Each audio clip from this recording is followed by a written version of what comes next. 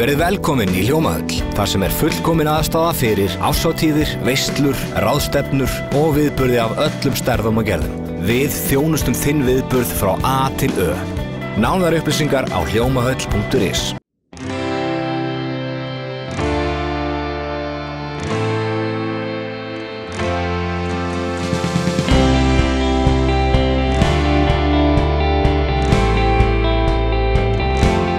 Sæl og verið velkomin í Suðurnesja Magasín. Við erum á menningarlegum nótum í þessum þætti.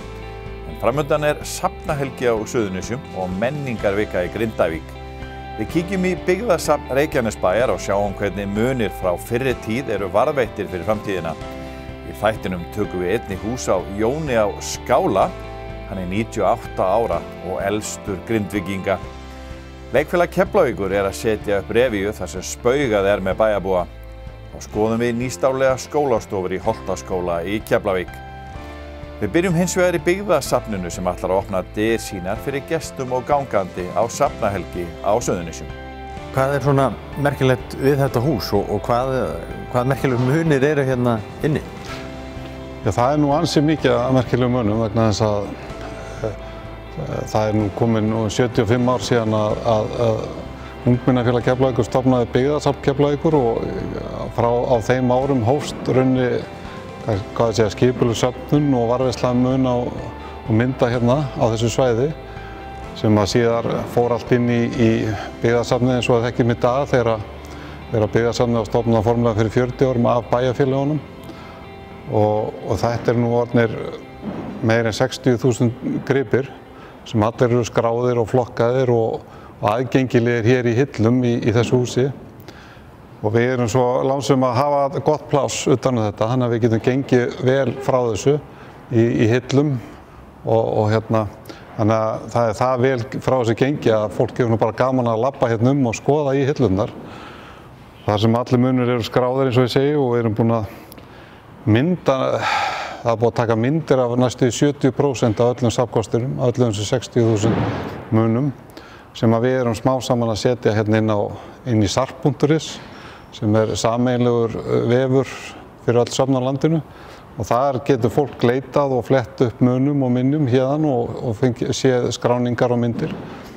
Þessu safni, þessu safni fylgir risavaxið verkefni sem hérna saga flugvallarins og saga varnarliðsins hérna á minnisteyði og við erum að hefja vinnum við þar safna skipulegar munum sem tengist þeirri sögu og mikið af munum það náttúrulega eru tæki og tól sem taka sitt pláss og meðal annars hérna stærsti slökkvibíll í heimi sem var að koma til okkar í haust og við þurfum þetta pláss undir þetta og við höfum það hér núna þannig að við erum að fara á fullt í þetta að safna skipulega af vellinum, munum og minnum og af öllu tagi, ekki bara sem tengdist slökkviliðinu hernum, heldur bara sem tengdist daglegu lífi, samskiptum fólks við varnarliði hérna af svæðinu og svo framvegis. Þú talar stærsta slökkvibíl í heimi og almenningi stendur til boða að skoða hann núna á safnahelgi, ekki sant? Já, einmitt, þá fær hann að njóta sín hérna, hann hérna í hinum endahúsins, þannig að eftir mikið brasveg að koma honum inn í hús því að þetta ekkert smá flykki, einhver 60 tonn og við erum nú með veglegar og háar dyr hérna til að taka inn hluti en við þurftum nú samt að fara út í ákveðna aðgerðir til að koma honum inn. En þetta stórmerkilegt tæki og önnuvélin í lagi þannig að það var hægt að keyra hann hingað og hérna það hægt að, og hann svona í ágæti standi þannig miðað við að vera orðinn hátt í 40 ára gamall og búinn að standa úti náttúrulega mörg ár upp á velli því að þeir höfðu ekki húsnæði þar til dæmis hérna Landhelgisgæslan sá nú hann inn á öryggissvæðinu og þeir höfðu ekki húsnæði hann þurfti að standa úti. Svo erum við með annan hérna slökkvibíl sem svona jafnaldrans en hann svona hefðbundnar í útliti og hann var geymdur inni þannig að hann í fínu standi sko. Það svolítið dulúð kannski yfir því, hvað inn á svona safni? Orðið var við það, fólk svolítið? Já, og sérstaklega fólk tengir náttúrulega söfn oft við sýningarna sem við erum með. Það sé inn í safnið og þetta svona kannski gömul mýta, hvað ég að kalla að þegar að fyrstu byggðasöfnin fóru að líta dagsins ljós, þá var yfirleitt geymsla og sýning var sami hluturinn. Þú veist, það var bara það sem mennum var bara safnað, það var til sýnis og bara stilt upp. Þannig að fólk hefur nú kannski heldur það kannski ennþá í dag það sem við erum að sýna, það sé bara safnið, skilur. En því fyrir nú fjær í dag og nútíma byggja sig upp þannig að þau leggja áherslu að ná upp góðum safnkosti og síðan bara tekið úr honum reglulega til að setja upp nýja sýningar. Þannig að hér heilmikið sem fólk einmitt hefur gaman að skoða og kannski ekki síst til að átta sig á hvað til og hvað við erum að gera hérna sko þegar við erum ekki að opna sýningar og ekki með sýningar. Því að það náttúrulega heilmikið vinna sem felst í því að taka á móti hlutum. Við erum alltaf stöðugt að taka á móti nýjum hlutum. Er það bara fólk utan bæ að hringja og koma hluti? Bæði frá stofnunum innan bæjarins, fólk bara sem að hringja inn með muni og húsgögn og ljósmyndir og hvað sem við förum í gegnum og það þarf að skrá þetta allt og flokka og það þarf að taka myndir af því og við yfirleitt reynum að leggja í einhverja smá rannsóknarvinnu líka hvaðan þetta kemur og hann að sé einhver saga á bak við hlutina. Þeir verða náttúrulega miklu merkilegir með skemmtilegu sögu og ítarlegu sögu á bak við sig. Þannig að það eitt. Svo erum við að taka á móti svona, það nú kannski við ætlum nú aðeins að sýna það hérna á safnahelginni mitt að Helga Ingólfsdóttir sem var hérna með leikfangasafn og hann nú með það opið hérna tíma og við erum með það allt safn. Þetta alveg gríðarlegt safn leikfanga sem að tekur hérna bara fleiri hillumetra á kassa. Sumir segja, heyrðu, hvað verið að halda upp á þetta? Ég meina, þetta ekkert merkilegt, þetta einhver leikfang bara og ekkert endilega héðan. En safnið samt gríðarlega stórt og merkilegt fyrir það. Þannig að við ætlum svona aðeins að leyfa því að svona anda upp á kossunum safnahelginni og leyfa fólki að sjá og kannski fólk geti þá sagt sína skoðun byttu að bara henda þessu, ef að eiga þetta, ef að skrá þetta og hvað skilur. Þannig að þetta svona, það oft hausverkur í okkur að ákveða hvað ætlum við að eiga, hvernig grísum við og hverju við að henda eða farga eða ekki taka inn í hús. Því að það náttúrulega þó að við séum búum hér vel að húsnæði núna þá ljóst að við tökum ekki á öllu sem að best, það bara ekki hægt. En þetta væntanlega svolítið einstakt tækifæri, það ekki allt opið hérna fyrir almenning og verður kannski í áframhaldandi safnahelgi verður kannski alltaf eini grundvöllurinn til þess að sjá þetta en þannig að fyrir fólk bæði héðan sem að tengir væntanlega við einhverja muni og gestir sem koma kannski úr höfuðborginni eða annað þá verður þetta kannski einstakt tækifæri að sjá svona. Já, söfn hafa öll jöfn ekki sínar geymslur eins og að köllum eða varðveisluhúsnæði opið gestum á gangandi en okkur finnst mikilvægt samt að reyna að gera það reglulega svona af og til, allavega einu sinni ári kannski væri frábært en það eru þá sjaldgæð tækifæri, við getum sagt það til að fá að kíkja hérna inn en ég held að verði nú engin svikin á því vegna þess að það bara hálfgert ævintýri að sko labba allar þessar hillur og geymslur og sjá alls konar hluti og margir fá svona alls konar nostalgíukost fyrir að sjá hérna eitt og annað þó sé ekki að gamalt myndbandstæki eða eitthvað sem á fyrstu tíð eða eitthvað að fólk að tengja hérna við hlutina úr sinni bara upplifun og fortíð sko. Kannski svona lokum, finnst þér eitthvað sérstakt við muni sem eru hérna á svæðinu? Eitthvað sem einhverju að berast eða hérna? Erum við með einhver sér einkenni jafnvel Suðurnesjamenn? Sko, Suðurnesin hafa auðvitað og hérna Reykjanes þá sérstaklega mjög mikla sérstöðu. Sko, fyrsta lagi, ég hef mikið ná sko, útgerðarsögu. Ég menntaður sagnfræðingur og einbeitti mér að útgerðarsögu og mér finnst þetta svæði hefur alveg einstaka útgerðarsögu vegna þess að það sjá allir sem komu hér, þetta ekki landbúnað hér. Þannig að það er mjög sterk útgerðarsaga hérna. Og ekki bara fyrir íbúa þessa svæðis, heldur komu hérna þúsundir manna vertíðir á hverju ári. Þannig að það er mjög sérstakt þetta svæði. En svo eins og ég myndist á hann, það er varnarliðssagan. Það er algjörlega einstakt og þetta er einstök saga fyrir auðvitað sjálfsögðu fyrir hér að hér. Bara þetta skiptir gríðarlegu máli frá hérna lokum seinni heimsstyrjaldar. Þessi uppbygging, bæði varnarliðið, uppbyggingin á alþjóðaflugvellinum og samskiptin hérna við þetta svæði og hvaðina. Og það er náttúrulega gríðarlegt magna af munum og minjum sem við erum að reyna að fá þaðan sem er náttúrulega alveg einstakt fyrir þetta svæði. Og þannig að, já, þetta hefur þetta svona allt öðruvísi saga heldur en alls staðar á landinu og ekki bara þessi saga reyndar sko fyrir þetta hér, þetta er náttúrulega stór hluti Íslandssögunni líka. og áhrifin af flugvellinum og herliðinu og deilurnar það. Og svo hefur þetta gríðarlega sterka alþjóðlega tengingu líka, vegna þess að þetta var náttúrulega erlendur her og tengist á sögu Bandaríkjanna og kalda stríðinu og öllu þessu. Nú að vera 13 ár síðan herinn fór og margt sennilega hefur bara glatast reynilega. Já, við erum alltaf að reyna að forða því allan sem hægt er.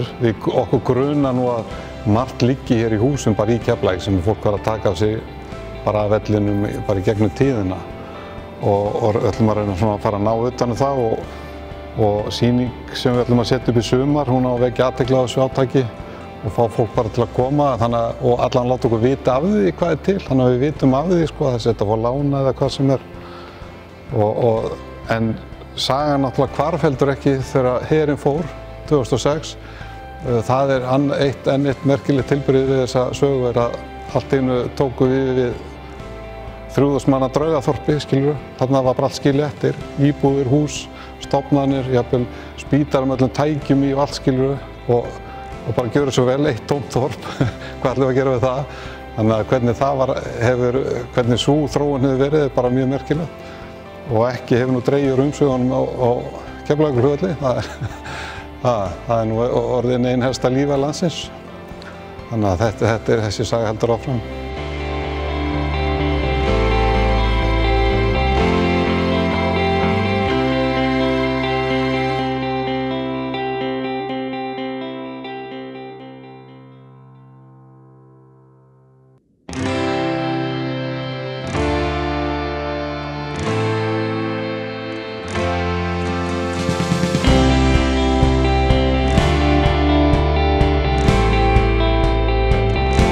Elstu núlifandi Grindvíkinga er Jón Valgeir Guðmundsson eða Jón á Skála, en hann verður 98 ára í sumar. Jón óttast ekki dauðan og þá var hann bergdreyminn eins og Marta Eiríksdóttir komst að þegar hún ræddi við Jón.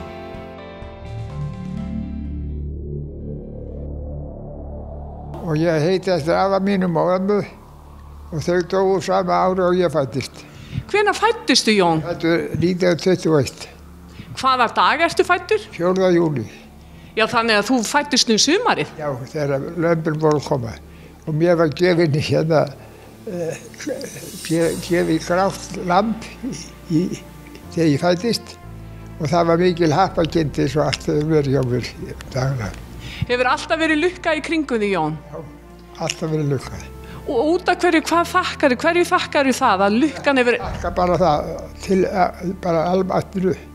Það er almættið yfir mér og þessi tilverða er svona búin að þeir sem að lenda í þessu í almættinu, það kemur ekkert fyrir þá. Og þeir látni vita af einhverju eins og ég dreymi fyrir ef eitthvað á að ske og hefur skeð.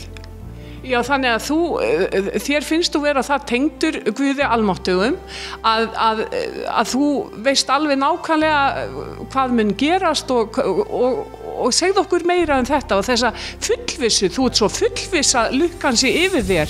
Já, ég get sagt bara eina sögu að ég var útgerðarstjóri þarna í Sælþúr Stokkhólmsstað og við aftur það voru þar lengi og svo fórum við að keyptum við bát frá Þýskalandi 1960 59 svo hávast hann tilbúin og ég er sendur út ásamt öðrum þarna mánuði fyrir áður en hann var tilbúin. Og svo förum við á stað frá Þýskalandi. Það morguninn og við förum þarna inn í Skagerrak og Kattegat og ég vaknaði morguninn klukkan 9 og þá dreymir mig það að ráðast á mig 2 verðmenn, allsberir eða þýsnæst og þeir ætla að drepa mig. Og ég vaknaði við þetta morguninn. Og þá, svo þegar ég kem á fætur, þá tala ég við skipstjórann sem sé Þórarinn Ólafsson. Hann sem var með bátinn og vélstjórinn hans, hann hét Sverrir, og ég segi drauminn og ég segi að þetta verði fyrir því að við fáum stórveður í 2 daga og það muni litlu að við förum. Þannig að þú fékkst fyrirboða, Jón. Þú fékkst fyrirboða. Já, svo leggjum við á stað og förum hérna vestur og vestur líðendurnir og fram hjá Færeyjum og svo heim. En þegar við komum á Færeyjabanka, það var alveg, við fengum 12 vindstig í hafi og það var alveg stór sjó og gekk bara yfir bátinn svona. Svo bara þegar ég kem 9 daginn eftir, þá hérna, eða daginn sem ég á mig drömdi þetta, þá kemur þessi voða sjór á eftir bátinn og báturinn var nú halbarslaust á og ég stoppaði vélina. Og þá kom Jón Sæmundsson sem var siglingafræðingur því hann hafði ekki, Þóran hafði ekki leyfi til að sigla bátnum upp. Og hann segi hvað djöfull við að slá af. Og þá segi ég við hann, sér ekki hvað að ske. Og það þetta sko hefði ekki slegið að það voru holtur. Já. Það var ekkert annað. Og allt í bara ammal kjör báturinn, að þá slapp hann. Ég fór inn á framöndan á honum og sett hann svona skellta svona yfir hann. En hann fór ekki niður vegna þess að það var ekki ferð á honum. Nú ertu 98 ára gamall. Af hverju heldur þú sért svona lengi á lífi, Jón? Þú ert búinn að sjá ýmislegt. Hefur einhverja hugmynd um það? Af hverju? Það hefur aldrei grandað mér eitt eða neitt dagana. Þannig að þú hræðist ekki dauðann? Nei. Hvað heldur að gerist þegar við förum héðan? Ég bjó til eina vísum lífi og dauðann. Lífið það margbrotið slungið, mæði ríka og snauða. Enginn getur umflúið þennan líkamsdauða. Líkaminn verður alltaf eftir.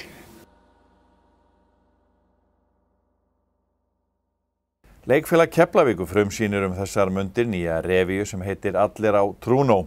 Það spaugað með heimafólk á Suðurnesjum í 2 tíma skemmtun í leikstjórn Bjarkar Jakobsdóttur leikkonu. Sjónvarp Bíkurhetta kíkti í leikhús.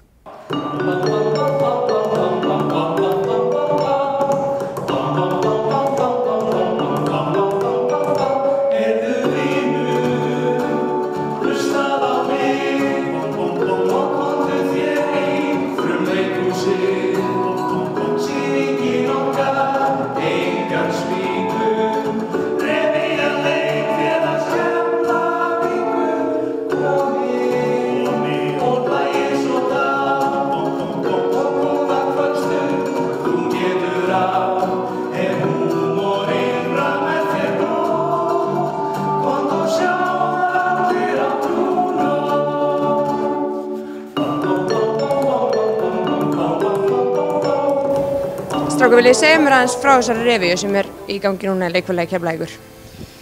Ég veit ekki alveg hvað hægt að segja. Þetta náttúrulega bara revíja eins og alltaf hefur verið. Þetta sketsar sem við erum búin að skrifa og það sem við tökum fyrir hluti sem annarkvort fólk í bæjarfélaginu eða eitthvað sem hefur verið í gangi í bæjarfélaginu. Og við erum búin að vera að skrifa þessa núna, hvernig byrjum við? Í desember? Það er búin að leggja mikla vinnu í þessa. Og þegar þið eru að skrifa svona handrit, að hverju eru þið að leita? Hvað eru þið að skrifa? Sko, maður rauninni bara byrjar að rifja upp svona hvað hefur verið að gerast í samfélaginu síðustu 4 ár eða bara síðan síðasta revíja var sett upp. Og svo eru líka inn í þessu bara einhverju grínsketsar, eitthvað fyndið sem mönnum dettur í hug og getur verið sniðugt að setja á svið. Þetta er ekkert bara eitthvað sem snýr að samfélaginu eða bænum. Við viljum að allir geti hlegið, ekki bara fólk sem hérðan, heldur líka ef einhver kemur með einhvern frá Reykjavík eða eitthvað þá geta allir fengið tækifæri á því að hafa gaman að hlæja. Þið eru búin að taka þátt báðir í þó nokkrum uppfærslum hjá leikfélagi Keflavíkur. Verður þetta aldrei leiðilegt? Nei, ekki hér. Þetta alltaf jafn gaman. Við erum svo heppin að hafa þetta frábæra fólk sem að vinna með okkur og við erum líka svo heppin að fá góðan leikstjóra eins og Björk hérna til okkar. Björk, hvernig eru æfingar búin að ganga hjá okkur? Þær eru bara búin að ganga vel. Veist, við erum að vera tilbúin en þetta er alltaf þetta sama, maður alveg bara við erum ekki að fara að ná þessu en í gær, upptökurnar eru núna á mánudegi af frumsýningu á föstudeginum og í gær sá ég ljósið. Þá fóru þetta alltaf að smella saman og þetta er náttúrulega bara algjörlega frábært leikfélag sem eigið þetta. Ótrúlega mikið hæfileika fólk, hér geta allir gert allt, óbærslega mikið á kómikerum, söngfólki og ég er bara búin að vera, bara impressed að fá að vinna með þessu fólki og það er bara, svo líka ég sá hérna var svo frábær ungmennasýning og þannig að ég segi bara til hamingju með þetta frábæra leikfélag sem þið eigið. Í Holtaskóla í Keflavík eru kennsluhættir að breytast með óhefðbundnum kennslustofum fyrir nemendur á unglingastigi.